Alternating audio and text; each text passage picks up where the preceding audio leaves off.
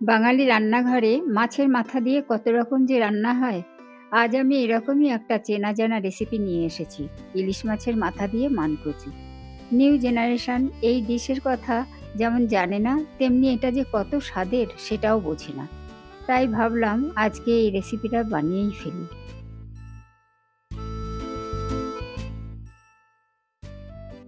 প্রথমে মাছের মাথাগুলোকে নুন হলুদ দিয়ে বেশ ভালো করে মাখিয়ে এক পাশে রেখে দিলাম।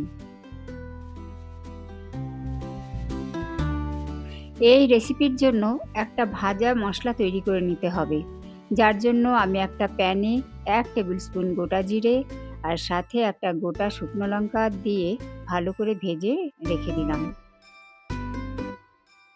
মশলাটা ঠান্ডা হলে মিক্সিতে ট্রান্সফার করে পাউডার করে নিলাম।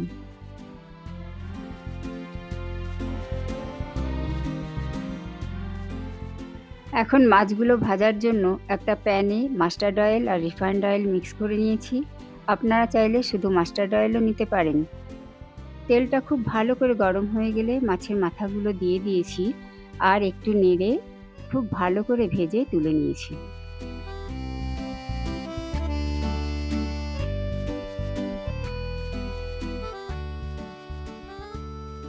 আর এখন ওই প্যানেই একটা শুকনো লঙ্কা আর একটু কালো জিরে ফোড়ন দিলাম। তারপর 4টে কাঁচা লঙ্কা চিড়ে ওই তেলে একটু সটে করে নিয়ে তুলে নিলাম। আমি ওই তেলে আগে থেকে ঘষে রাখা মানকচুটা ঢেলে দিলাম আর সাথে 1 চামচ নুন আর একটু হলুদ দিয়ে ভালো করে মিলিয়ে কিছুক্ষণ ভেজে নিলাম। আমি এখানে মানকচুটা ঘষে নিয়েছি। আপনারা চাইলে মিক্সিতেও করতে পারেন, তবে একদম ফাইন পেস্ট বানাবেন না, একটু কোর্স রাখবেন।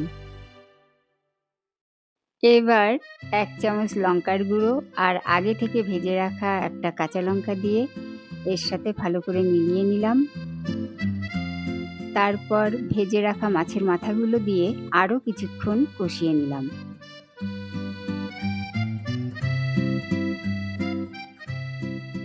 এখন এর মধ্যে কিছুটা গরম জল দিয়ে দিলাম। খুব বেশি জল দেবার দরকার নেই, এটা খুব তাড়াতাড়ি সিদ্ধ হয়ে যাবে। আমার ইলিশ মাছের মাথা দিয়ে মানকচু এখন প্রায় তৈরি। নামানোর আগে আমি এতে 2 চামচ আগের থেকে বানানো ভাজা মশলা আর বাকি ভাজা কাঁচা লঙ্কাগুলো মিশিয়ে আরও 2 মিনিট কভার করে লো হিটে রান্না করে নিলাম।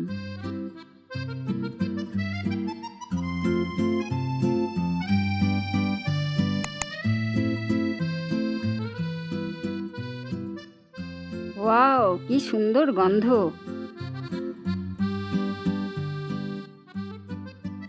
এখন এটা সার্ভ করার জন্য একদম রেডি। গরম ভাতের সঙ্গে এটা খেতে খুবই ভালো লাগে। আপনারা ঘরে এটা একবার অবশ্যই বানাবেন এবং কমেন্ট করে জানাবেন আপনাদের কেমন লাগলো।